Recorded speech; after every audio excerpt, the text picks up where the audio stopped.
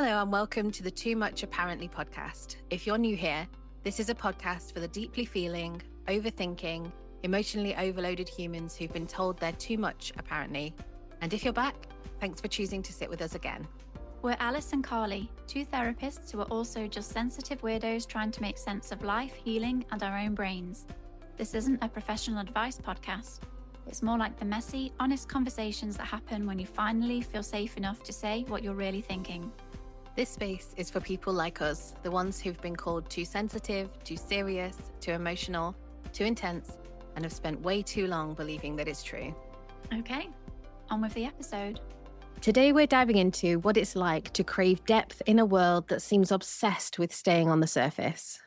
You know, when people say, lighten up, or it's not that deep, and you're just standing there like, actually, it is that deep, and I'd like to talk about it for the next 2 hours, thanks. We're going to explore the beauty and the burden of seriousness, the loneliness that comes when people can't meet you there, and why depth can feel so nourishing and so rare. This isn't about hating small talk. Well, maybe a little, but it's more about making space for the big talk too, the stuff that actually makes us feel connected. So whether you're the therapist friend, the emotional support human, or just someone who would rather skip how's the weather and go straight to how's your soul, you're in the right place. So Carly, I think I know the answer to this, but have you ever been mid-conversation, nodding along, talking about the weather while screaming internally, can we please talk about something that actually matters? Daily. Then I'll joke about mortality or bring up human suffering or mention my latest existential spiral. Only to be stared at like you've just killed the vibe. Oh, I totally get that one. I open my mouth, say something deep, and then silence. The room just goes quiet. Welcome to our lives. So when did you realize that you didn't like small talk? Was it something that you have always known, it's always kind of been there in the background, or have you had one moment that stood out where you're like, oh yeah, no, this is not for me? How's it been for you? I've known that I struggle with small talk since I was a teenager. I remember feeling that awkwardness during those conversations, not knowing what to say, what I'm supposed to ask next. I'm feeling a lot of pressure on myself to get it right, or even not just get it right, but just speak, speak, and just not really knowing what else to say next. So I think I've always known that I have struggled with it. I've not really thought about it in terms of whether or not I enjoy it until later years. I think it was more I struggle. I struggle with this. I find this hard, but I don't think in my teens I related that to small talk, just I struggled to talk. Yeah. And it's only in later years, I don't even know when, I'd maybe guess 20s, that I started to realize it was small talk that I was struggling with. But I would say realizing and owning that it's not just I struggle with it, but also I don't like it. Like they feel like different things to me. I struggle with it and I don't like it. Yeah. I would say it's only maybe in recent years, 5-ish years or so, that I realized, I also don't like it. And I also own that, and it is okay that I don't like it. So that bit's more recent. Yeah, okay, that sounds like a really interesting distinction. I'm literally just kind of thinking about how is it for me as you're saying that. I struggle with it. I think sometimes I can do a good job of coming across as if I don't struggle with it. I've definitely had feedback from people where they're like, oh, I had no idea. But again, that sort of internal process is very different. Just thinking about whether I enjoy it or not. So I definitely struggle with it, and that makes it hard to enjoy it. But I think there are parts of me that wish I could do it so that I could enjoy the more surface level when I'm around people that prefer to socialize on that level, just so that it wasn't so hard. Not that I want to stay up there forever, but just to make it easier and more enjoyable. When I was thinking about my kind of history with small talk, if you like, I felt like I just completely drew a blank. And I wonder if part of this for me is that I avoided a lot of it when I was younger by just reading all of the time. So, like, even in my primary school playground, when my best friend joined our primary school, I think I was about 9. She came with her mum for a look around the school. They came out into the playground, and her mum apparently said, "Oh, look at that girl over there reading a book. She looks like a nice girl." So I just feel, so all the other kids would be kind of playing, and I would be there, heading a book. And it just felt kind of really hard to grasp. I remember one thing that popped into my head was a conversation about plucking your eyebrows. Okay. I just remember being sat in the science classroom talking about plucking eyebrows and just feeling a bit like, I just don't get this. um, and then when I met my first serious boyfriend, I moved out to live with him and 3 of his friends. And they would have like the first 8 Fridays after we moved in, they had a party every single Friday night. I was so tired by the end of it. But also it was really nice because people would just have like really long, and obviously they'd be drunk, and that always kind of, changes the dynamic a bit. But yeah, they'd have these kind of long and deep, kind of meaningful conversations. And I just remember that feeling like, oh, this is what I've been looking for. This is what I want to, this is how I want to be. This is what I want to talk about.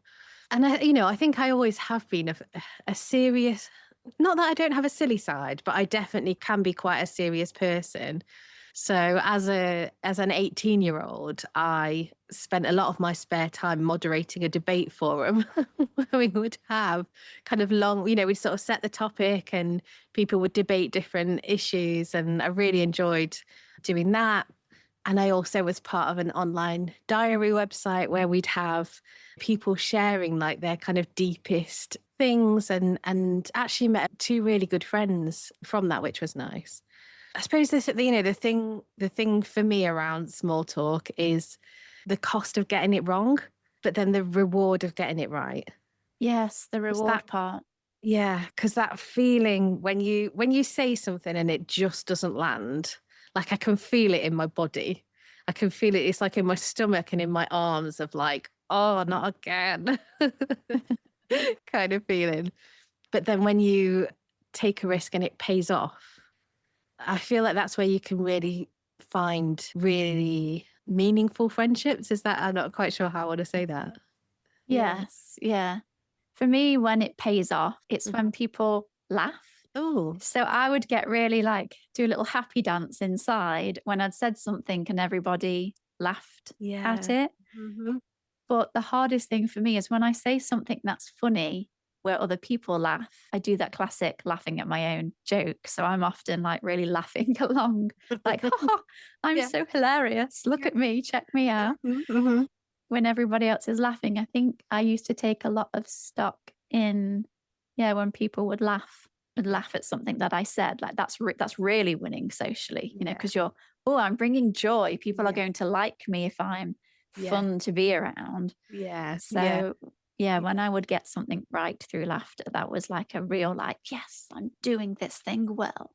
Yeah. And that makes me think about the difference between being people laughing with you versus laughing at you. Yeah. Yeah. Yeah. But yeah, no, I get that kind of people laughing along with you. And I laugh at my own jokes. Yeah. I They're do all funny. the time. Why wouldn't you? Yeah, I'm hilarious. Right. Yeah. When you Yeah. were saying before, I wanted to interject, but I thought I'd wait because I was really interested to see what you were saying. Mm. Yeah, before when you said you want to be able to be good at small talk Yeah. because of what that would yield socially, I found that quite interesting and it made me reflect a little bit on, how do I feel about that? And I would say I feel like there's 2 parts of me. There's one part of me that would like to be good at small talk. And I think the reason that part of me exists is because I would like in certain situations to not feel on the outside. I think the reason I would like to be good at it is so I can stop feeling on the outside in those situations. Yeah.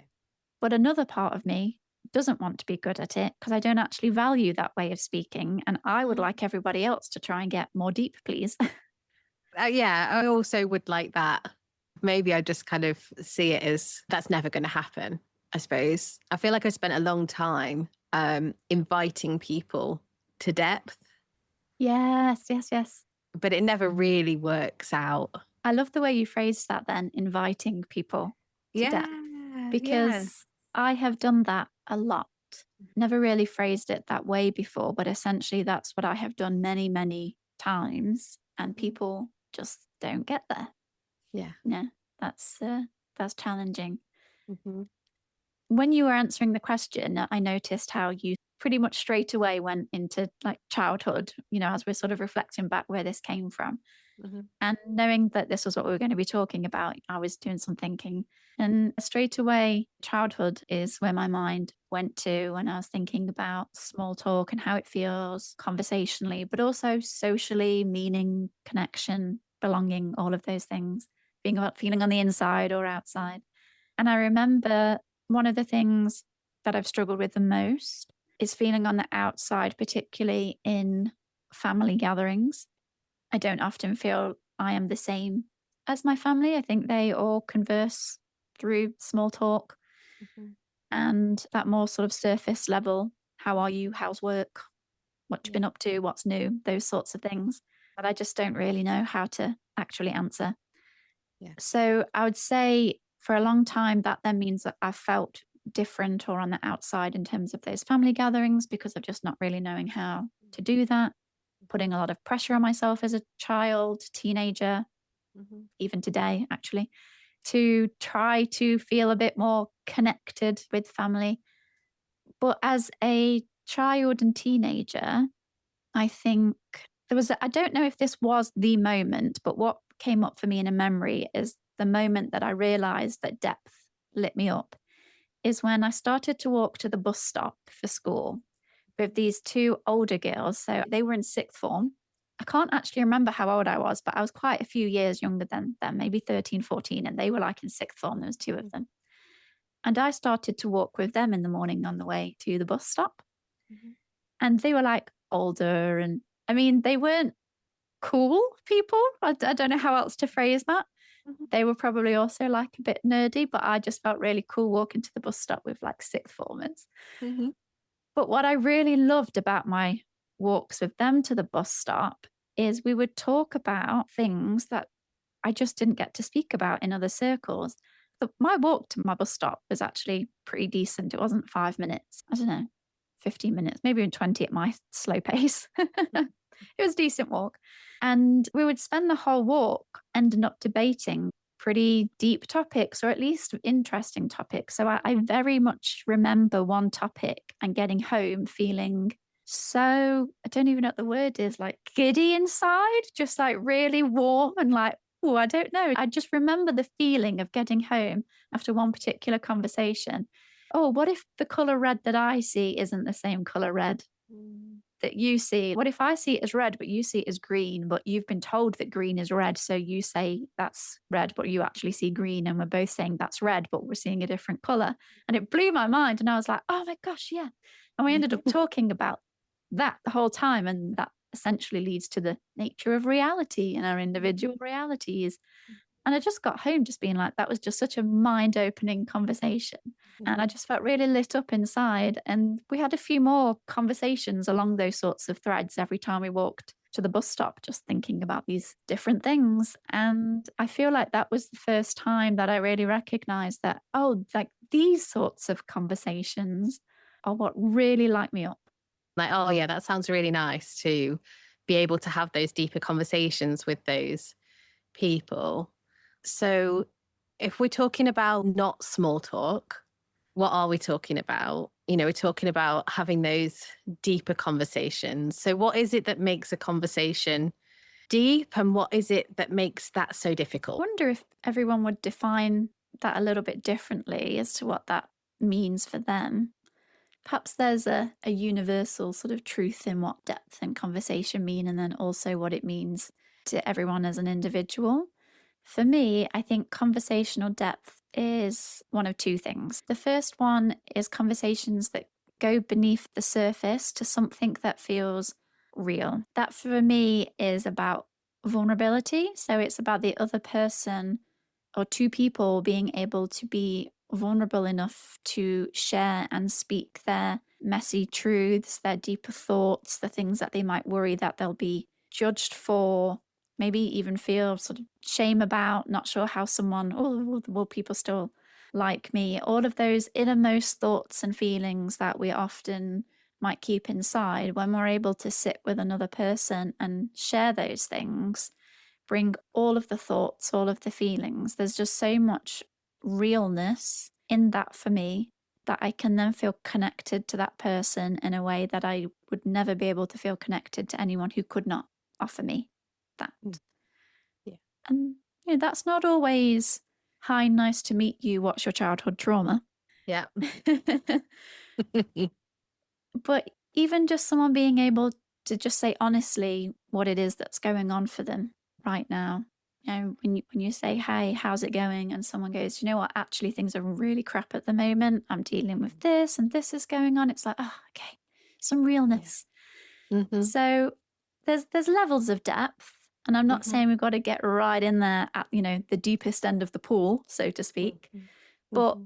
we need to not be on the surface. We've got to be under the surface for me to start to feel connection. So I would say conversational depth, first thing, vulnerability, going beneath the surface. And then the second thing is more what relates to my example from school and walking to the bus stop. So Mm-hmm. that's then conversations that really just spark curiosity and Mm-hmm. intrigue, thought provoking ideas, pondering the meaning of things.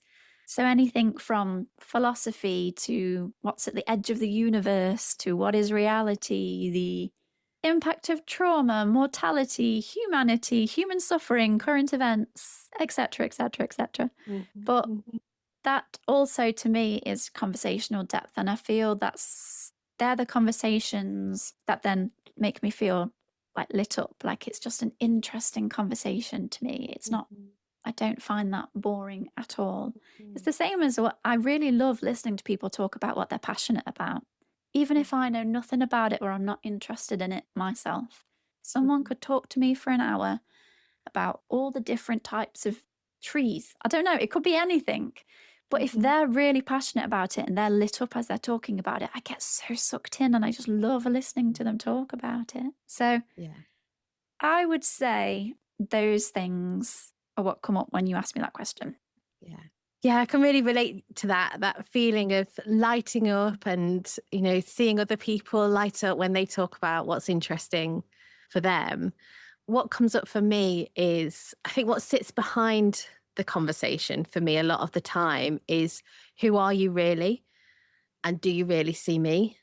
And that's what I'm interested in, not this kind of on the surface social dance that no one's ever taught me the steps to, but just a fascination with people. Like when I think about the films and TV shows that I like to watch are all about people and who are they and how do they work, and the books that I like to read and all sorts of things like that. Just a general fascination with people and how they are and wanting to know more. And I don't think I want to put this bit in the actual podcast, but where my mind's gone to is like, Alice, it's connection.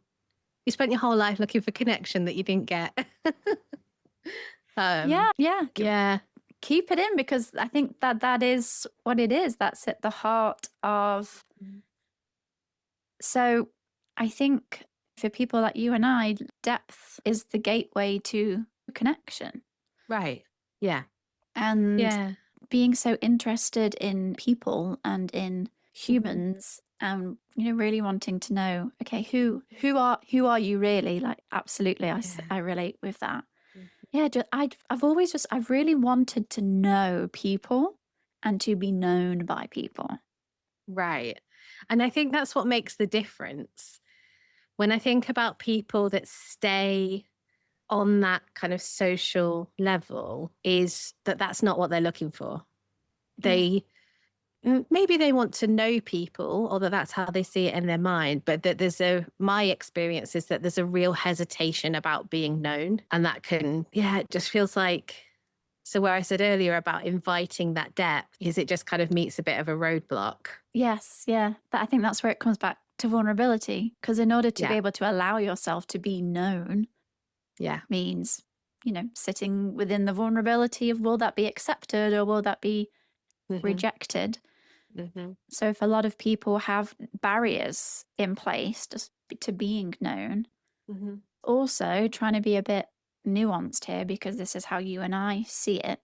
Mm. There may well be people in the world who feel that they don't need that depth Yeah. to feel connection and to feel known. I mean, when I think about it, I think that Mhm. can't be possible. People who are just Right. surface level just must not really feel that level of connection and meaning. Right. They I must can't just be comprehend terrified it. of it. Yeah. And you should try and bring those walls down, and maybe they're Yeah. missing out. But I think in reality, there are probably people who maybe not just don't want that, but maybe also don't need that. Maybe they don't need that to feel Mhm. belonging and connection. I don't. It's hard for me to see, but I feel like it must be the case. Yeah, I can't really comprehend it. I don't really understand how you can feel so connected. I'm just thinking about depth of connection, and depth comes from vulnerability. It comes from repeatedly being vulnerable with somebody and experiencing that they can tolerate that, or hopefully even, more than tolerate it, appreciate it, value it.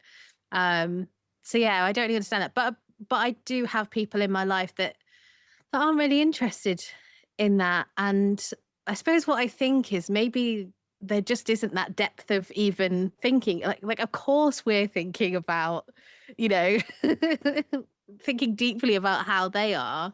But when I think, the kind of people that I have in my mind, yeah, they just wouldn't think about it. They would just live their life. Yes. Oh, yeah. Just live their life. I mean, we're thinking deeply about depth.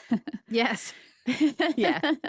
Yeah. And they might not even think about Yeah. depth. Yeah. But it is hard to comprehend. I feel like I Mhm. had a thought there, but it may have. It's like, oh, Mm. I can't grab you. Where have you gone? Anyway, Yeah.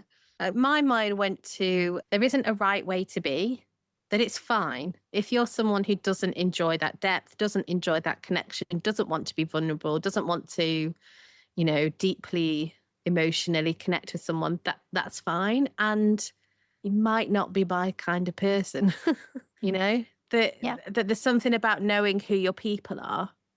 I remember what my thought was that flew away.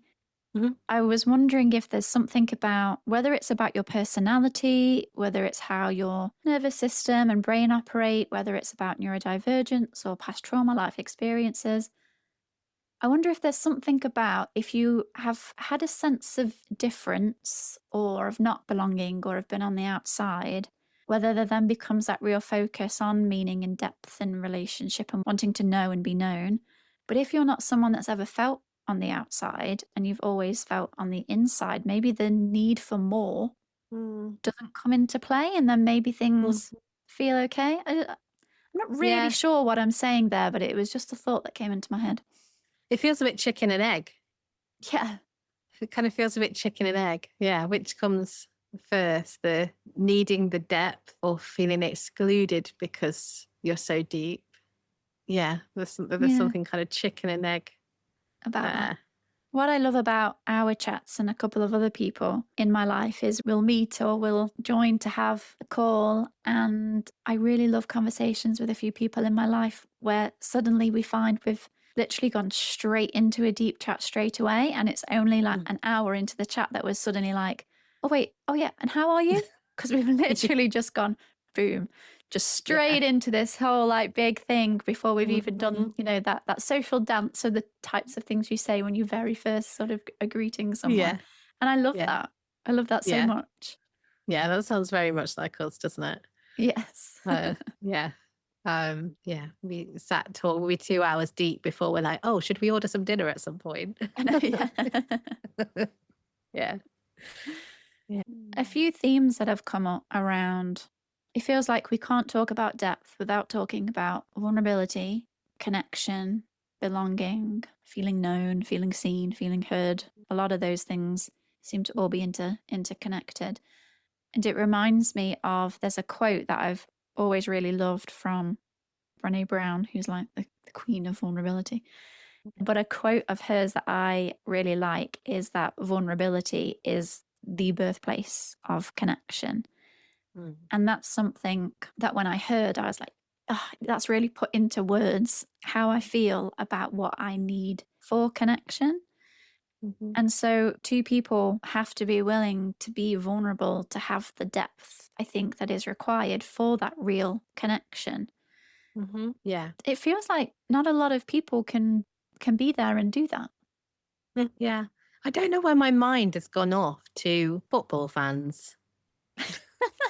All right, then, let's see where this one goes. Because because well, I'm thinking about belonging, and I'm thinking about, I suppose what I've got going on in the back of my mind is, where do other people find belonging if it's not through Mm, depth like this? If it's not through conversational depth, emotional depth, where do they find belonging? And what popped into my head is being a football fan and belonging to your team, and finding connection that way, that there is a sense of connection in that.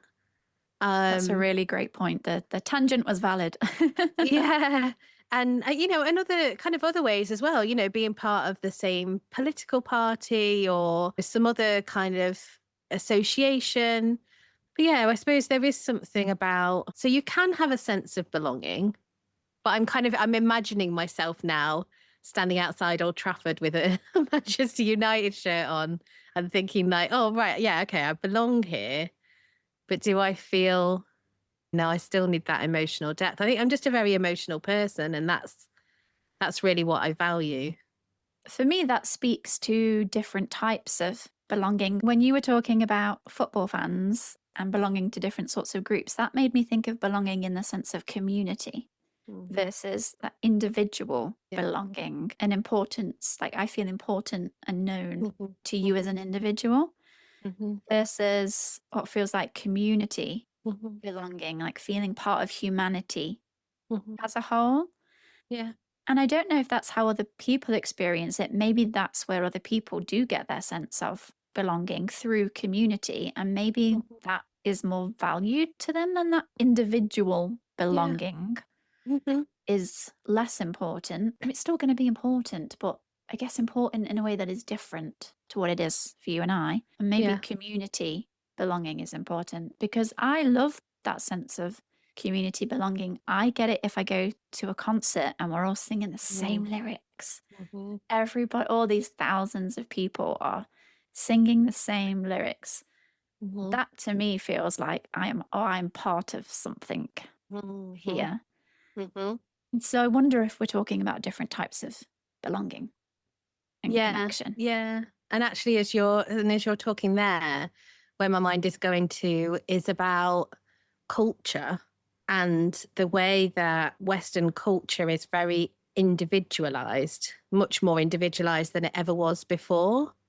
And so there is a valuing of ourselves. I don't know if that's how I want to say it. I think that just makes more space for that. Again, coming back to those questions that I said about who are you really, and do you Mm. see me? Is that so? Yeah, so you can have that belonging, that kind of collective, the community, but then there's also still the depth in that. Is how much of me are you willing to show me, and how much of me can I show you, and we stay connected and stay present. Yeah. Yeah. And I wonder how it is in other cultures where that isn't, that it is more collective rather than individual. How depth is seen there. That would be interesting. Be Yeah. interesting if for anyone listening who maybe lives in a different part of the world where where connection and community is still really strong and hasn't been individuated yet. Hmm. Hmm. I would just find that really interesting then to know more about that individual relational Hmm. depth within the context of a very connected, supported Hmm. community where there's more connection there. Hmm. I When love you, how we've gone super deep on an episode about small talk. I know we are so far off our plan. Yeah. Of like, well, Yeah. let's make sure we just talk about these points, and if we've not even moved, we're still Yeah. talking about this. Yeah. We'll probably be able to make 5 episodes just on Right. depth. Yeah. Hmm. When you were talking about the different levels of how much do you see me, how much Hmm. am I known by you, and are you known by me? earlier when you were talking about that invitation for depth, I can't remember how you put it now, but that invitation for depth and people not really taking that. There's so many times in my life where I've wanted to move down a level of the knowing. You know, right, Mhm. let's see if we can knock down the ladder, like reach that next level of understanding where I've tried to invite and initiate that depth. And you put forth a question or something, and someone kind of answers it, but not really, or they give you a Mm. little bit. And then before you know it, they've changed the topic or now they've gone off over here. And I'm like, oh, Mhm. I wanted to stick there. I wanted to find out Yeah. more about that. But that person, for whatever reason, discomfort, I don't know, has moved and they've taken it somewhere else. And then there's always that Mhm. just that pang of sadness, actually, I'd Yeah. say. And Mhm. maybe even loneliness that then Yeah. comes up in those moments because it feels like a real missed opportunity. And I Mhm. want to be clear, this isn't about getting people to talk about things they don't want to talk about, or it's not about being it where Yeah. I'm being intrusive. Mhm. It's when I've got a long standing friendship with somebody and they're Yeah. talking about something I feel at this level in our friendship, I would like you Mm. to be able to be open about, Yeah. and they Mhm. can't. Yeah. Yeah. I was picturing it, picturing the conversation as you were talking about it. And for me, it's often that self-deprecating humor that comes in. So they'll touch on something that is quite deep, but they'll go something like, "Oh, but I'm so silly. Ha ha ha ha ha." And like, Yep. oh, the moment's gone. And I'm thinking about that loneliness. And I think I've properly got my therapist hat on here, but thinking about how lonely they must be because of the shame that takes them to that, kind of laughing it off. Like, oh, Yes. it's not a big deal. But actually an unintended consequence of them doing that is to do something that makes the person that they're talking to feel lonely. Yeah, absolutely. Yeah. And yeah, so there's the deflection through laughter. And the other Mhm. one I get a lot is, oh, but everything's fine now. Like, Mm. oh, yeah, but it's fine. I'm over it now. And it's like, Mhm. well, you're not there, are you? Mhm. And so it's Yeah. that, that this really bad thing happened last week and I was really upset about it. And then I'm like wanting to Yeah. go into to talk about it. And they go, oh, but it was last week. I'm all right now. Yeah. I think I do that one. Do I feel you? like I recognize myself in that. Yeah. And it comes from years of being hyper independent, of, well, of feeling like too much for people. Yeah. Oh, yeah. So I will kind of, yeah, I can have a tendency when I'm feeling particularly vulnerable about something to be like, oh, but don't worry about me. I can handle myself. I'm not going to be too much for you. Yeah, Yes. I really recognize myself in that one. Yeah. Yeah. We Yeah. relate. Yeah. Yeah. Mm. I'm wondering, maybe just to give an example, can you think of one conversation you've had that really felt like food for your soul? Yeah, yeah. So it will have been one of the first few times that we met up in person. So obviously we'd been part of this business coaching group that we were in together and knew each other on that, probably more surface level business kind of level. So it was one of the first few times that we met up in person. And you were talking about having a hard time in your relationship. And as you were telling me about it, you started to cry. And for me, that was just a real moment of, oh, she really trusts me with this. And it really just felt like an honor to be let in and really hear what was going on for you. I think if therapists hear one thing a lot, it's, oh, I'm sorry for crying. Sorry, Yes. Whereas for me, I'm like, bring on the tears. That's how I know we've made real connection. So yeah, that felt like a Yes. real turning point in our friendship for me. I probably Yeah. did that to you then. I probably said, oh, I'm sorry for getting upset. Maybe. I It don't was know. nice though. It was nice. Yeah, it was just really nice. It just felt like seeing the real you. Yeah, I can Yeah. imagine in my mind thinking we've only met a few times in Mm. person. So in my mind, there was probably, Yeah. oh, she's come for a nice time. And here I am just crying at Mm. her.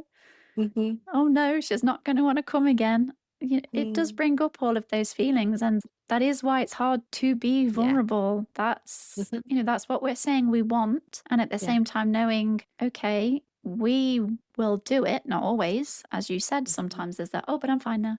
So we're not saying that we're immune to this and we don't do it, because of course we do. Mhm. But I do think we will take more risk. But, when we're doing it, we're not comfortable when we're doing it. Right. And perhaps that's part of this for anyone that also recognizes that they struggle with it. It's not getting comfortable with being vulnerable so then you can be vulnerable with people and have connection. It's knowing that Mhm. being vulnerable is uncomfortable, and Yeah. can you do it anyway? Yes. Because even in that moment where I was worrying about really like crying in front of you and, talking about all this difficult stuff when we'd only met a few times, Mhm. what you've shared, which is really lovely to hear, is you were thinking, oh, she trusts me. And this Mhm. really feels like it's solidifying something in our friendship. Mhm. And so Mhm. something really positive can come from that uncomfortableness and sitting Yeah. in that vulnerability, Mhm. especially when it's with the right person. Yeah. And just because you feel uncomfortable while it's happening, which I think is true of anybody, that it is uncomfortable to be vulnerable, it doesn't mean the other person is uncomfortable with it. Because I wasn't at all. I No. just, Well, yeah. that's where we're projecting, isn't it? I'm uncomfortable, Yes. so they're uncomfortable. Yeah. Yeah. One thing that's really making me giggle over here is, so how we have started to do these podcasts is just have a loose plan with different headings of what we would like to move through. I think there's about 7 points, is there, that we want to? Yeah. Yeah, 6. So there's 6 main points before we were like bringing it to a close. For anyone who's curious, we're still on point 2. And we're like quite far in now. Is before we need to draw this to a close, and we've literally only got to part 2. Yeah. So I really thought this episode was going to be a kind of surface level episode because we're talking about surface level small talk. But no, we are deep. Yeah. Like I said earlier, we're going deep on the depth. So Mhm. so much so that we've not got past our second point. Mhm. So it Yeah. feels I feel like we still have so much more to say. So much more. Do you think we just make this a Yeah. two-parter? Absolutely make this a two-parter. Perhaps Yeah. we carry on with our other points and just make it a part 1 and a part 2. Yeah. Yeah. So what will we start with next week? Well, continuing next week, if we're Mhm. going to pause there, think of this Mhm. episode as a pause rather than coming to Mhm. a close. We will look at the beauty and the burden of craving and wanting depth and struggling Mhm. with that small talk. When that hurts, we've spoken a little bit about feeling lonely or that Mhm. disconnection or not feeling known and seen. So I think it's important we speak a bit about what that actually feels like. Yeah. And also starting to have a look at how, if you're somebody that wants depth in relationship, how you might start to move from small talk more towards depth without diving in at the deep end. Absolutely. I think that will be helpful, as well as making peace with being someone who wants depth, and that actually Yeah. that is okay. That's a great way to be in the world. We've spent a whole episode talking about how we want people to Yeah. be able to do this more. So if Mhm. we're going to do that, we need to embrace it. This is who we are. This is how we want to be in the world. Yeah. So being at peace with it and deeply valuing you exactly as you are. Well, we will bring it to a close, and we'll see you for part 2. That's all from us today. If this episode made you feel a bit less alone, the best way to help us reach more people is to subscribe, rate the podcast, and follow Too Much Apparently on Instagram, TikTok, and YouTube. Those simple clicks help other sensitive humans find us when they need it most. Thanks for listening, and we'll be back soon.